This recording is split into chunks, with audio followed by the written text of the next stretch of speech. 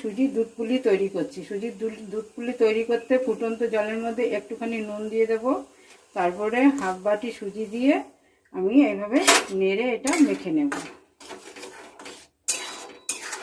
ফুটন্ত জলে সুজিটা মেখে নিয়েছি, এবার এটা থালার মধ্যে নামিয়ে ঠান্ডা করে একটু ভালো করে মেখে নেব।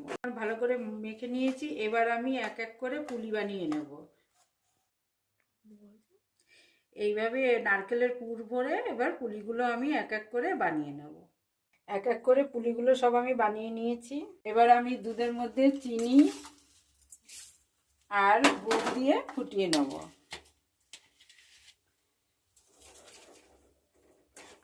দুধ ফুটে গেছে, এবার এর মধ্যে আমি এক এক করে পুলিগুলো দিয়ে দেব।